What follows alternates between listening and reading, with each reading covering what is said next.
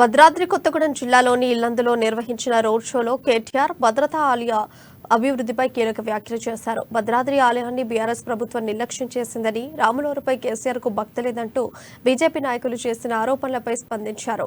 రాములూరుపై తమకు ఎలాంటి చిన్నచూపు లేదని, తన పేరే తారక రామారావు అని పేర్కొన్నారు. రామయ్యపై తన కుటుంబానికి భక్తి లేకపోతే తన పేరు రామారావు అని ఎందుకు పెడతారని లాజిక్ చెప్పారు కేటీఆర్. భద్రాచలం వచ్చినప్పుడు రాముడి పాదాలకు నమస్కరించాలని అనుకున్నానని, అధికారుల విజ్ఞప్తి మేరకు వెళ్లలేదని కేటీఆర్ చెప్పుకొచ్చారు. ఎన్నికలయ్యాక మళ్లీ వచ్చి రాములూరి దర్శనం చేసుకుంటారు తెలిపారు. అయితే కారణాలు ఏమైనప్పటికీ భద్రాచలంలో ప్రజలు బీఆర్ఎస్ కు అవకాశం ఇవ్వలేదని గుర్తు చేసిన కేటీఆర్ ఈసారి మాత్రం ఖచ్చితంగా గులాబీ వనంలోకి భద్రాచలం చేరాలని విజ్ఞప్తి చేశారు. ఆయన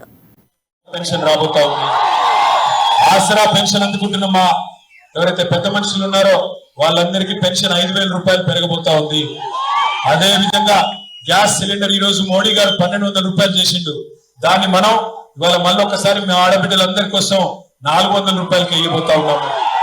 అదే విధంగా మరి వాళ్ళ రేషన్ కార్డుల ప్రతి మరి ఇవన్నీ చేసిన కేసీఆర్ గారిని వదులుకుందామా? తెలంగాణకున్న ఒక్క గొంతు కేసీఆర్, ఆ కేసీఆర్ ను ఇవాళ వదులుకుందామా? ఉంటాయి చిన్న చిన్న పంచాయతీలు, ఇల్లు అన్నప్పుడు చిన్న చిన్న పంచాయతీలు, అక్కడక్కడ అలుగుడు గులుగుడు కొంత అసంతృప్తి ఉంటది. మనది 4 కోట్ల కుటుంబం.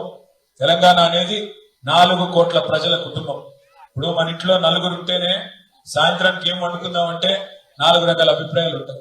అట్లాంటిది 4 కోట్ల తెలంగాణ ప్రజల్లో అక్కడక్కడ చిన్న చిన్న అలకలు అసంతృప్తులు ఉంటాయి. సహజంగానే పెన్షన్లు కొన్ని రావాలని, రేషన్ కార్డులు కొత్తవి కావాలని, కొంతమంది మిగిలిపోయిన మా ఆడబిడ్డలకు అన్నదమ్ములకు అక్కడక్కడ ఓడు భూముల పట్టాలు రావాలని ఈ సమస్యలు ఉంటాయి. నేను వీళ్ళందరినీ కోరేది ఒకటే, ఎన్నటికైనా మనవాడు మనవాడైతాడు. వాళ్ళ కేసీఆర్ గారికి తెలంగాణ మీద ఉండే ప్రేమలో అనువంతైనా ఇసుమంతైనా రాహుల్ గాంధీకో నరేంద్ర మోడీకో ఉంటదా? దయచేసి మీరు ఆలోచించండి.